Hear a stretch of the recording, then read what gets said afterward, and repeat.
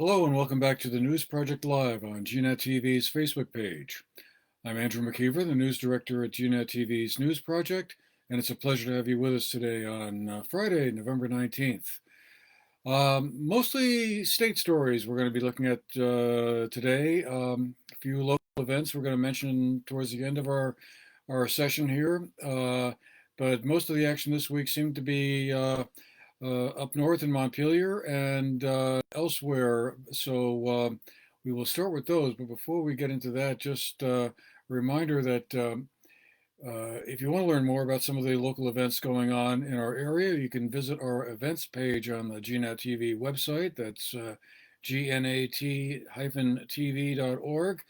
We have a very comprehensive listing of events going on there, as well as some of the other stories that we're covering. And if you want to learn more or get directed to some additional sources of information of some of the items I'll be talking about in a minute, you can go to our comments section here on this page, and you'll find some pathways to more information there. But anyway, just to get started here, I guess the big news of the moment, anyway, for this week is that the legislature will be convening again in Montpelier on Monday, November 22nd, basically for the sole purpose of passing or not passing legislation that would be very narrowly tailored to allow municipalities to have the authority to implement time-limited face mask mandates if they want to. The governor indicated earlier this week that he would be open to allowing the legislature to return, but only to consider a very narrow version of a local mandate if local select boards and town governments decide they want to go down that route. He made it quite clear he was not going to support and would veto any additional measures that the legislature might wish to add on or pass in addition to the legislation that would allow for local governments to impose face mask mandates for indoors, presumably in public spaces. If we try to go beyond that, that would earn a veto. There had been calls from various legislative leaders to go somewhat well beyond that and have the governor, they were encouraging the governor to impose a statewide mandate, which would have taken the onus off of local government entities to impose them. But the governor was not interested in doing that. Instead, said, "Okay, we'll call you all back into session, and you can decide what it is you want to decide." It's probably going to be a very short, probably a one-day session, probably well choreographed in advance as well. One interesting question I think would be interesting to see is how much flexibility will local select boards or local governments be able to have when you say an indoor face mask mandate? Does that apply, or could that apply across the board to all public spaces, all businesses, all hospitality venues, or just to the local town hall or government-owned properties? So we'll see how that turns out when they gather on Monday in Montpelier.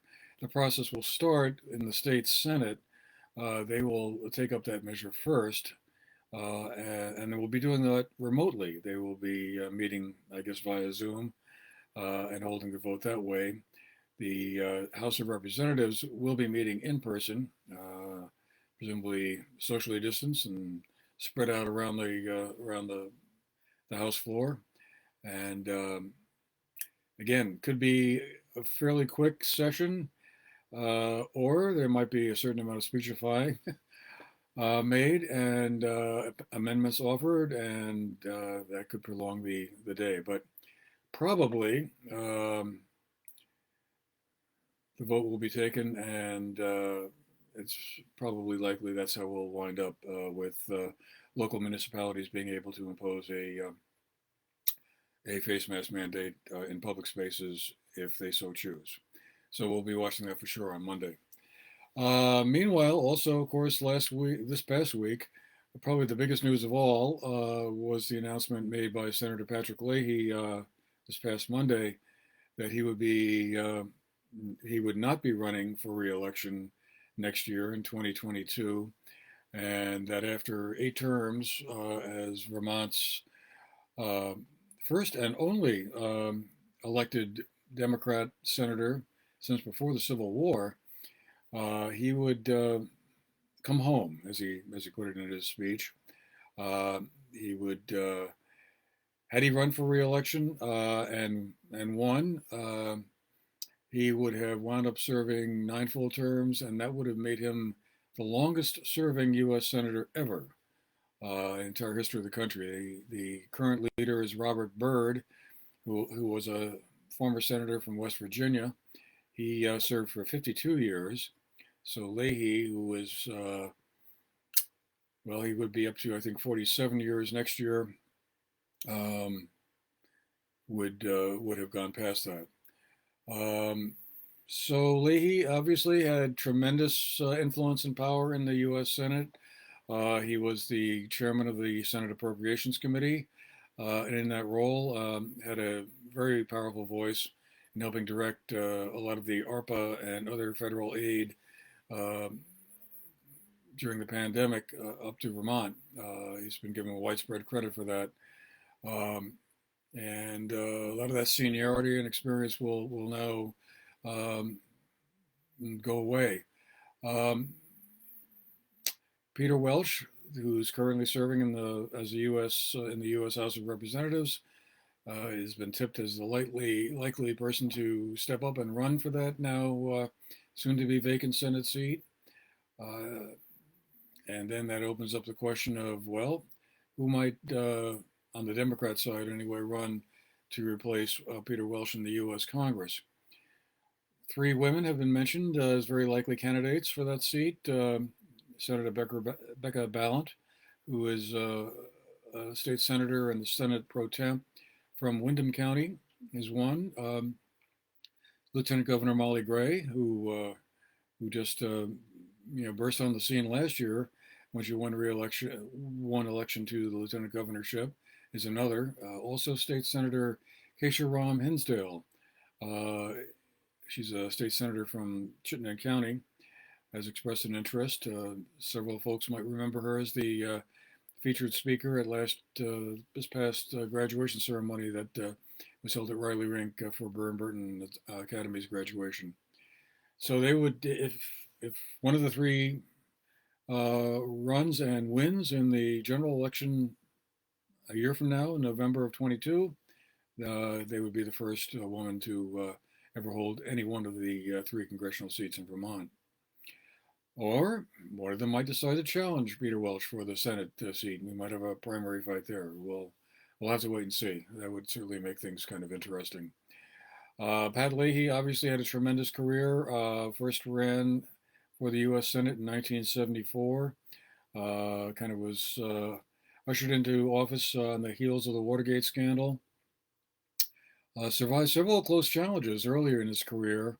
In 1992, Jim Douglas, who was then the Secretary of State before he went on to become the governor, held him to a pretty tight, I think it was about a 54 to 46 split in the vote there. But since then, Leahy has not had any significant challenges. So anyway, at the end of an era, for sure. Well, moving on to the COVID numbers. Slight drop off from yesterday's total of 517 that was announced yesterday. Today's number posted just a little while ago on the Vermont Department of Health's website is 461 new cases announced today. The death total, sadly, has crossed yet another milestone. 2 new deaths were announced yesterday, so that takes the number of total deaths since the start of the pandemic to 401. Currently, we have 62 Vermonters in the hospital, 15 of them in an intensive care unit. In Bennington County, 57 of those 461 cases are new cases coming from Bennington County. Over the course of the past 2 weeks, there have been 461 cases in Bennington County, which puts us definitely on the high end of the counties in the state, and third or fourth places where we've been kind of sitting for the past few weeks. Rutland County has continued to see a kind of a strong outbreak. 60 new cases announced today, which gives them a total of 777 over the past 2 weeks. Windham County, somewhat better numbers there. 14 new cases over the past day, 228 over the past 2 weeks. Chittenden County has always been kind of the number one county in terms of total case numbers, but that's of course due to the much larger population of that county. If you break it down to a per capita basis, they're actually doing quite well. But Chittenden, Franklin, Rutland, and then Bennington counties are the top four in that dubious categories of numbers of COVID cases. So, pandemic isn't over, as Health Commissioner Mark Levine said at the governor's press conference earlier this week. It's not going away yet, and with Thanksgiving coming up and the holiday season approaching soon after, he is urging everyone to keep it on the mellow side a little bit this year, and maybe not have overlarge family gatherings. Keep it small.